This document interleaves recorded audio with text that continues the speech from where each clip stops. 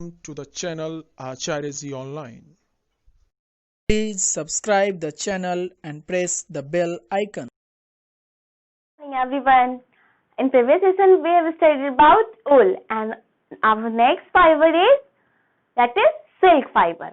Silk कहाँ से आता है? ये silk जो है silk worm से आता है और ये जो silk होता है ये दिखता बहुत सॉफ्ट है, मतलब सॉफ्ट होता है लेकिन एज स्ट्रॉन्ग एज स्टील, मतलब कंपैरेटिव थ्रेड ऑफ स्टील की तरह ये बहुत ही स्ट्रॉन्ग होता है और इससे साड़ियाँ और बहुत सारे कपड़े और बनाए जाते हैं। आप अपनी ग्रैंड मदर की साड़ियाँ देखोगे तो सिल्क की साड़ियाँ भी होती हैं बहुत सारे, आप उनसे पूछ सकते हो।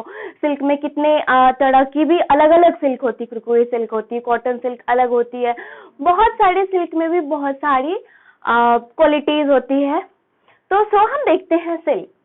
Silk is a fine strong soft and shining fibre produced by silk worms. Silk worms के द्वारा जो सिल्क प्रोड्यूस होता है वो काफी फाइन स्ट्रॉन्ग और शाइनिंग। आप देखोगे सिल्क का जो थ्रेड होता है या सिल्क का जो फाइबर होता है काफी शाइन करता रहता है, उससे जो फैब्रिक तैयार होता है वो काफी शाइनी होता है। तो ये क्या है? नेचुरल फाइबर है और किससे प्राप्त होता है? सिल्क वर्म से। तो एनिमल से मिलता है, इसलिए ये क्या है? नेचुरल फाइबर है। So it is a natural fibre which is obtained from an insect. किस इंसेक्ट के थ्रू? Silk moth. उसका नाम क्या होता है? Silk moth. So it is a natural fibre which is obtained from, ये क्या होता है? सिल्क मोथ क्या होता है? एक प्रकार का इंसेक्ट होता है जिससे कि वो हम आगे लाइफ हिस्ट्री में पढ़ेंगे। वो क्या करता है अपने शरीर पे, जिस तरह की मकड़ी को आप देखे होंगे, मकड़ी क्या करते हैं? जाला बनाते हैं। उसी तरह ये सिल्क मोथ अपने पूरे बॉडी पे एक स्ट्रक्चरली कुछ म्यूकस और थ्रेड लाइक स्ट्रक्चर को ग्रो करते हैं जो उनके पूरे शरीर को 8 लाइक शेप में कवर अप कर लेता है। उसी से सिल्क ऑब्टेन किया जाता है। तो it is made up of protein. ये किसका बना होता है? प्रोटीन का बना होता है। किसका बना होता है ये? It is made up of protein. The soft looking silk yarn is as strong as a compared thread of steel. मैंने पहले ही बताया स्टील के जो थ्रेड होते हैं, जो कंपैरेटिवली जो स्टील के थ्रेड होते हैं उनसे भी स्ट्रॉन्ग होता है, उनसे भी क्या होता है? मजबूत होता है। Silk fibre are converted into silk yarn which is used for making silk cloth. अब सिल्क डायरेक्ट सिल्क फाइबर से, तो जैसे कि उल था हमारा, तो उल का फाइबर हमने कंटेन किया किससे? शीप से, गोट से, याक से। उसके बाद हमने उसको टोटल 6 प्रोसेस के बाद वो ऐसा तैयार हुआ जिससे कि हम स्वेटर या फिर और भी उलन क्लॉथ ओवन कर सकते थे। उसी तरह silk fibres are converted into silk yarn, मतलब एक सिल्क यार्न में फिर इनको कन्वर्ट किया जाता है। यार्न इन द सेंस धागा में कन्वर्ट करते हैं, which is use for making silk cloth, जिसका यूज करके हम सिल्क के कोई भी कपड़े, कोई भी फैब्रिक तैयार होता है, क्लॉथ, और इसको हम फैब्रिक बोल सकते हैं। ठीक है। The rearing of silkworm for obtaining silk is called sericulture. The term is sericulture. So what is sericulture? The rearing of silkworm. Silkworm का हम जो पालन करते हैं for obtain, क्यों? उससे silk obtain करने के लिए। That process is known as sericulture. Silk fibres are animal fibres. We all know that ये कैसा फाइबर होता है? Animal fibres. और silk worm spin the silk fibre. Silk worm ही बुनते हैं क्या? कौन सा fibre? Silk fibre. Okay. So first of all silk का जो डिस्कवरी वो कहाँ हुआ था? चीन में हुआ था। चीन में आगे हम पढ़ेंगे क्या स्टोरी है जिसमें डिस्कवरी ऑफ सिल्क के बारे में बताया गया है। सब फर्स्ट ऑफ ऑल ये चाइना में यूज होना शुरू हुआ था। तो जो नेक्स्ट है वो है लाइफ हिस्ट्री ऑफ सिल्कवर्म और सिल्क मोथ। सिल्क मोथ की लाइफ हिस्ट्री, हर जो एनिमल होते हैं जिनका ओरिजिन हुआ है उनकी लाइफ हिस्ट्री होती है। इनमें भी लाइफ हिस्ट्री होती है कि पहले ये जो इंसेक्ट होते हैं तो इंसेक्ट क्या करते हैं? लार्वा देते हैं। वो लार्वा किस में कन्वर्ट हो जाता है? कैटरपिलर और प्यूपा, कैटरपिलर में कन्वर्ट हो जाता है। तो so the female silk moth lays egg from which hatch larvae which are called caterpillars और silkworms. अब silkworms, silk moth, और ज्यादातर हम जो इस सेरिकल्चर में जिस वर्म का यूज करते हैं वो फीमेल होती है। तो फीमेल सिल्क मोथ हम लेते हैं। क्यों? Female silk moth lays egg, वो एग देती है। फ्रॉम विच हैच, जिससे कि क्या निकलता है? लार्वा निकलता है। विच आर कॉल्ड कैटरपिलर, और जो लार्वा निकलता है उसको हम क्या बोलते हैं? कैटरपिलर्स। आप डायग्राम देख रहे हैं सामने। और उस कैटरपिलर को वो जब कैटरपिलर्स हुआ उसी को हम सिल्क वॉर्म्स पे बोलते हैं, ठीक है। प्यूपा, अब नेक्स्ट स्टेज जो होता है इस इंसेक्ट का, लाइफ हिस्ट्री हम पढ़ रहे हैं, तो पहला स्टेज है लार्वा, कैटरपिलर, उसके बाद दूसरा स्टेज जो है इसका वो है प्यूपा। तो pupa is the next stage of life cycle of silk worm. Silk worm का जो नेक्स्ट स्टेज है वो क्या है हमारा, प्यूपा, उसको हम क्या बोलते हैं, प्यूपा, PUPA। तो pupa is the next stage of life cycle of silk worms. Next है before entering in stage of pupa silk worm, पहले जब प्यूपा में कन्वर्ट होने से पहले क्या होता है, silk worm weaves a net to hold itself, अपने आप को होल्ड करने के लिए। जो प्यूपा में कन्वर्ट होने से पहले इसका जो दूसरा स्टेज होता है कैटरपिलर क्या करते हैं, नेट वीव करते हैं, नेट बनाना शुरू करते हैं, जालीनुमा स्ट्रक्चर अपने बॉडी की चारों ओर बनाने लगते हैं। तब प्यूपा में convert, next stage of pupa में कन्वर्ट होने से पहले silk worm weaves a net to hold itself, ऐसा नेट बनाते हैं जिसमें वो अपने आप को होल्ड कर सके, ठीक है। By moving head in 8 step, 8 is the mathematical digit। इस शेप में आप डायग्राम देख रहे हैं, इस शेप में वो अपने आप को वीव करते हैं। 8 step worm secrets fibre made up of protein, ऐसा फाइबर सीक्रेट करते जो किसका बना होता है, प्रोटीन का बना होता है, जो क्या होता है, हार्डेंस होता है, काफी हार्ड होता है। On exposure to air and become silk fibre, और जब बाहर, जब प्यूपा जो स्टेज होता है प्यूपा, उससे पहले सिल्क वर्म क्या करती है, एक नेट लाइक स्ट्रक्चर को वीव करती है अपने पूरे शरीर में, जो कि किस शेप में होता है, 8 शेप में होता है। और ये एयर के एक्सपोजर में बाहर रहता है, एयर के एक्सपोजर में आने से ये क्या होता जाता है, और हार्डन्स होता जाता है, मतलब और हार्ड होता जाता है। कितना hard, as strong as thread of steel, इतना हार्ड होता जाता है।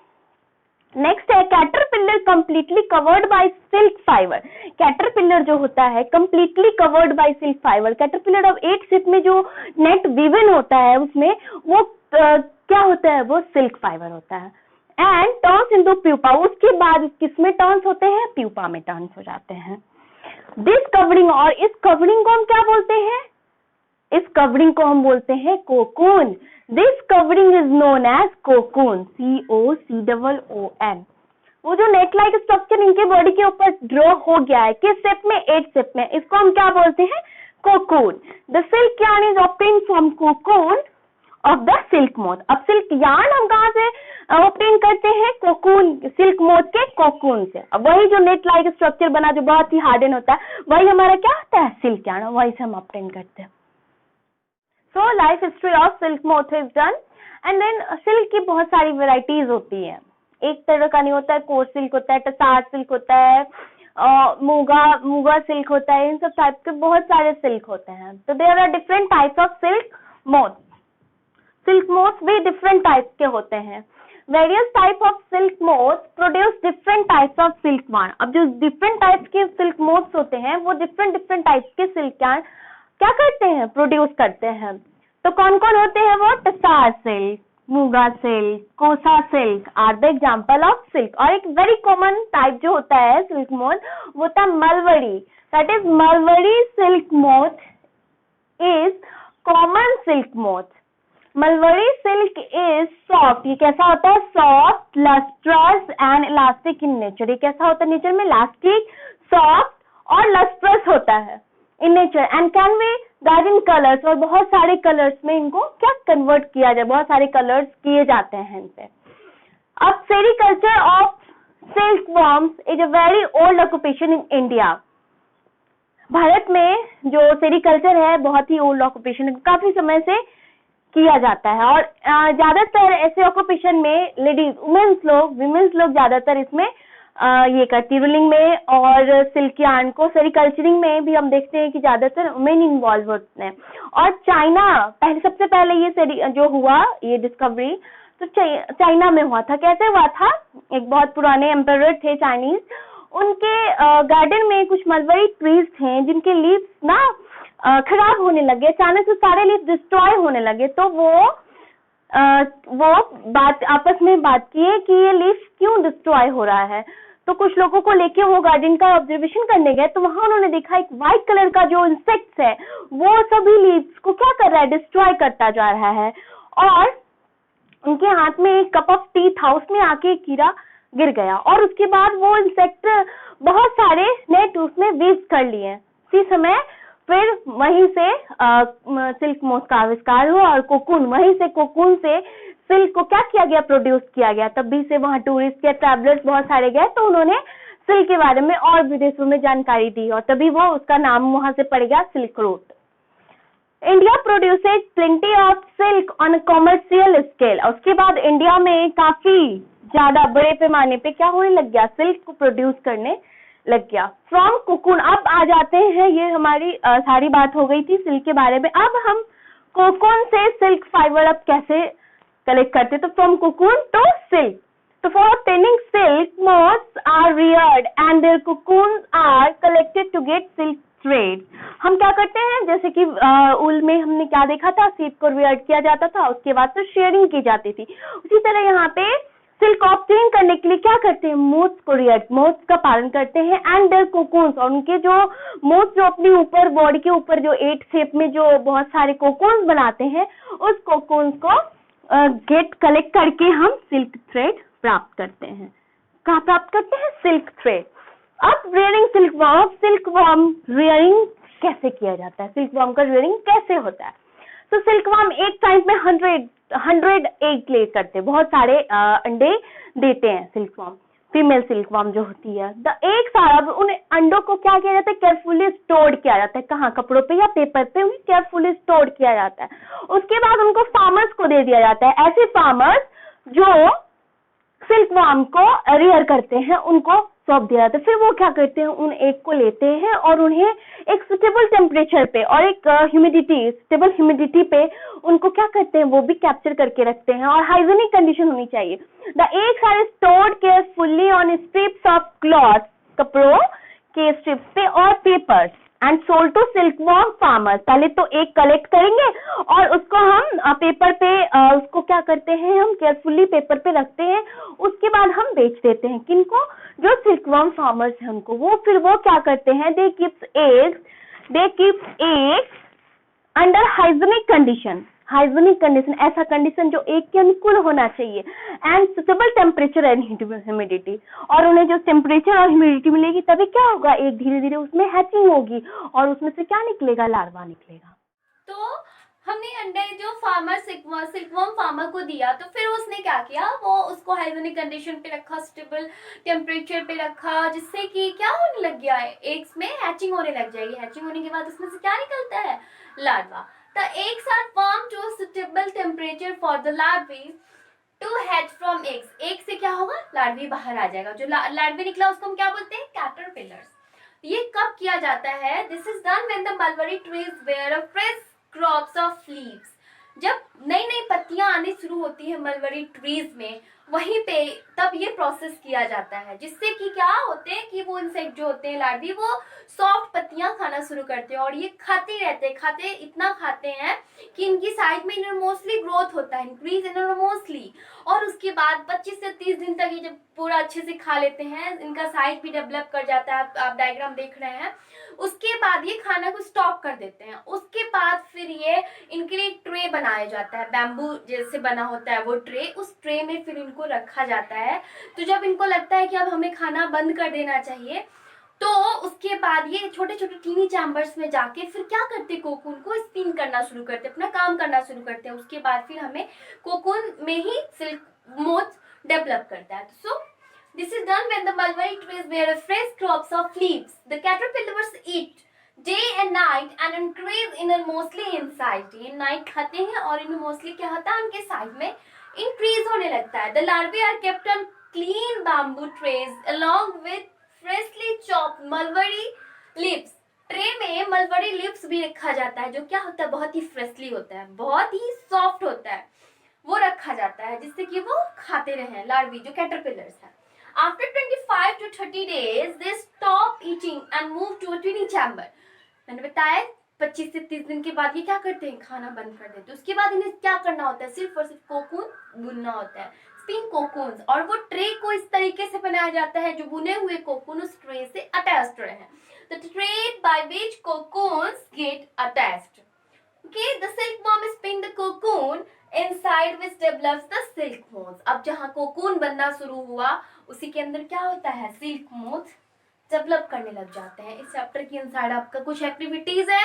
एक एक्टिविटीज है कि आप आपके घर में भी आपके जितने भी सिल्क फैब्रिक है, आपकी मम्मा के, आपके बहन, आपकी दादी, जिनके भी साड़ियाँ हैं सिल्क की, उनका कुछ आपको फैब्रिक कलेक्ट करना है, छोटे छोटे टुकड़े। अगर आपको घर में अवेलेबल नहीं है तो आप किसी टेलर के पास चले जाओ, वहाँ पे बहुत सारे फैब्रिक अवेलेबल मिलेंगे। उन सभी फैब्रिक को आपको कलेक्ट करना है। कलेक्ट करने के बाद एक एक कितने बहुत सारे सिल्क मोथ्स मैंने पढ़ा है, टसार्क है, कोसा है, मूंगा है, इनके अलावा भी कई सारे सिल्क होते हैं जो आपके पेरेंट्स को पता होगा। उनसे फिर आपको क्वेश्चनिंग करनी है और फिर उन सारे कलेक्ट किए हुए पीसेस को आप स्क्रैप बुक पे चिपकाओगे और फिर उसके नीचे उसका नाम लिखोगे। आप दूसरा एक्टिविटी ये कर सकते हो कि आप सिल्क का थ्रेड लो जो कि नेचुरल है और एक आर्टिफिशियल सिल्क का थ्रेड लो और इन दोनों को बर्न करो।